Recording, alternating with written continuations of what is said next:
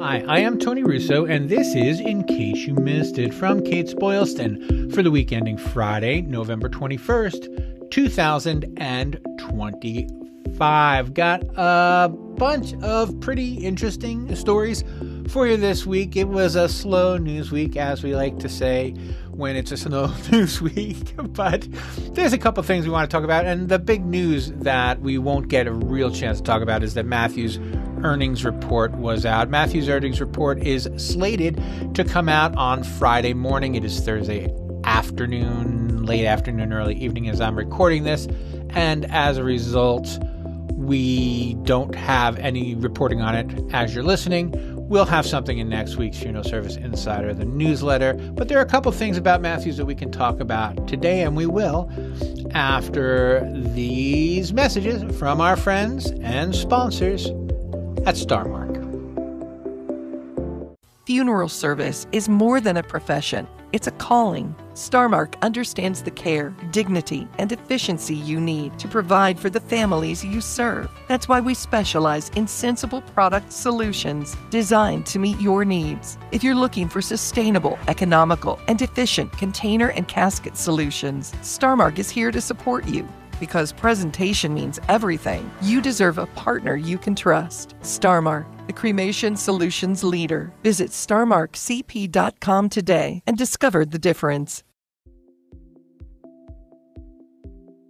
First up, Matthews International has a new chairman of the board. His name is Michael J. Nauman, and he will succeed Alvaro Garcia Tuñan, who was the chairman following this upcoming shareholders meeting, which I believe is in February. It was in February last year. I know that it's one of those things that can move around.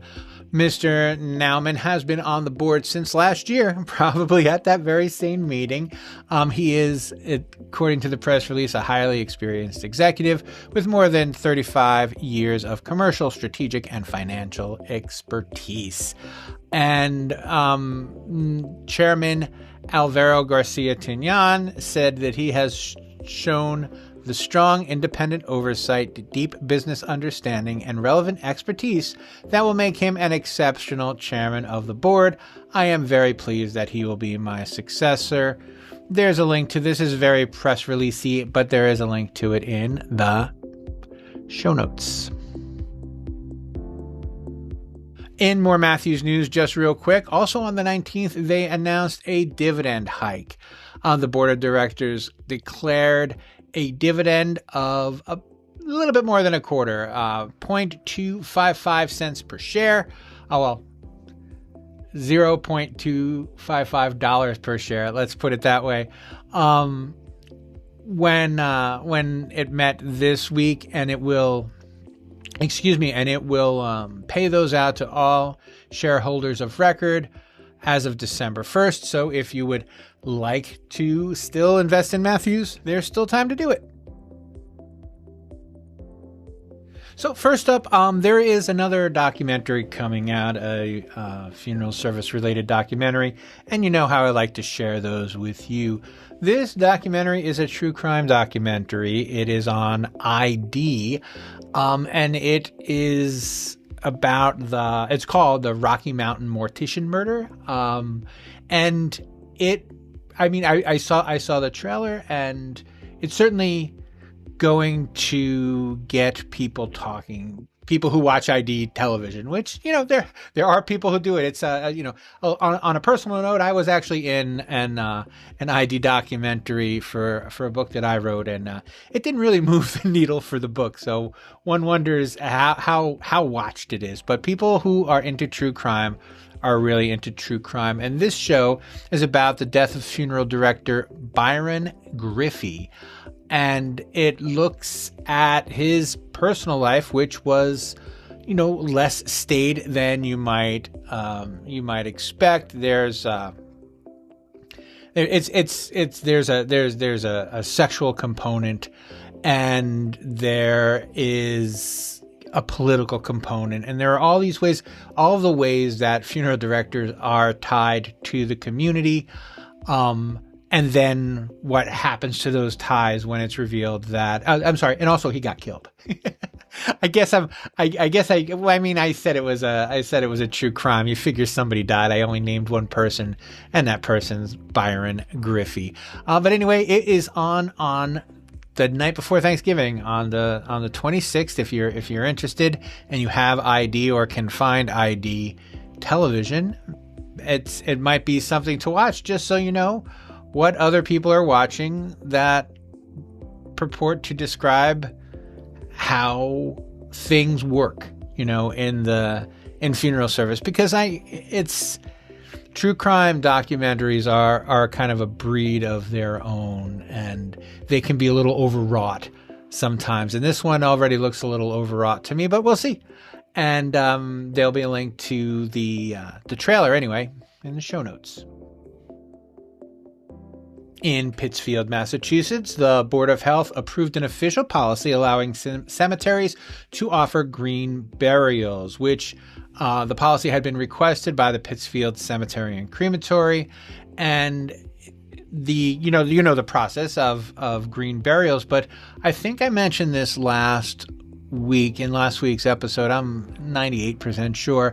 This is just another instance of a municipality adding, green burial. And this was at the request of the local funeral home. And now things work different in Massachusetts. The cemetery and crematory isn't quite a funeral home, may not be quite a funeral home, but this was a way that this cemetery and crematory saw to be able to expand its appeal. And again, this is industry asking for a municipal change to make green burials something that it can more easily give to consumers. And I assure you, they're not doing it just because they think people might come in and ask about green burial. This is clearly something that people are already talking about. If the cemetery goes to the town to say, hey, we need this, our residents need this, and please give it to us. So anyway, link to the story in the show notes, just another example. So Service Corporation International was thanked, I guess, by the Funeral Service Foundation for being its top donor again in 2025. SCI contributed $217,500 this year. That contribution brings the total contribution from the company to more than $2.6 million. This support, which included, funding for the 2025 Golf Classic, directly fuels initiatives in education, research, and professional development aimed at strengthening funeral service and supporting grieving communities. John Falk, SCI's Senior Vice President and Chief Operating Officer, said that the company values organizations that collaborate across the profession to strengthen it and to help families in need. Dignity Memorial, which is a part of SCI, announced a partnership with the National Alliance for Children's Grief, NACG, as we just said.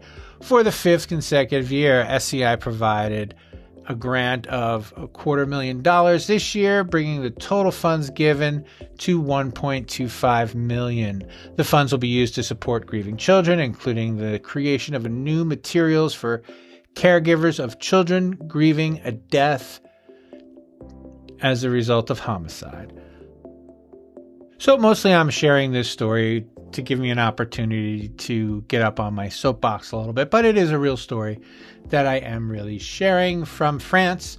A team of French researchers led by an environmental chemistry researcher is conducting some research to understand how human bodies decompose once buried.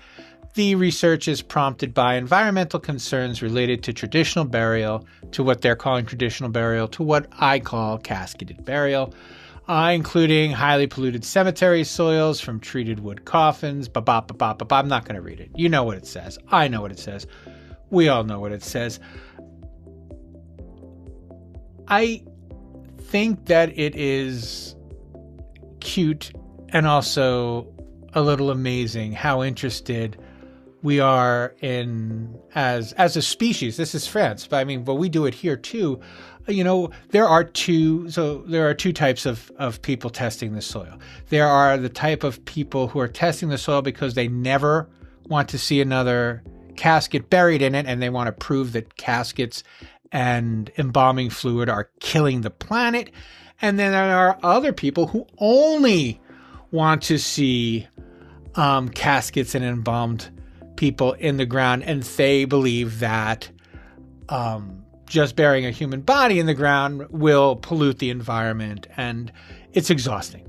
It's exhausting. My daughter actually happens to be, she used to be a soil scientist. She used to be a government soil scientist. She's no longer with the government being a soil scientist, but that it's a real thing, right? You need to check the soil to make sure that whatever's supposed to be going on is going on. And it seems like every week I'm reporting on another story about somebody who's doing a soil test to show how bad embalming fluid is, or doing a soil test to show how bad a natural burial is. And it's just, as I said, it's exhausting. I'll continue to report on it because, as long as someone can make a living making people scared, they're going to do it. And, apparently just digging into the ground and saying whatever you thought you were going to find is what you found is a legitimate way to make a living. And God bless you if you can do it that way. But anyway, there's a link to this French thing in the show notes. And that will do me for this time. In case you missed, it is a Kates-Boylston production. It was written and edited by me, and videoed by me, Tony Russo. Please subscribe wherever you're listening now. If this is the first podcast you've ever heard, traditionally at the end of a podcast, they ask you to subscribe. If it's not the first podcast you ever heard, I hope that you subscribe because you like it, and you hopefully also know how to subscribe. And I want you guys to have a great Thanksgiving. I'm hoping to have a great Thanksgiving myself, and I will catch you. I'm going to actually check because since we're off next week, I want to give you the right date, and I will be back with, in case you missed it, on December 5th. And when I come back and when I do the December 5th show, that will mean there are 21-ish days left in the year. Congratulations. It looks like the odds of us making it through are better than average. All right, we'll see you.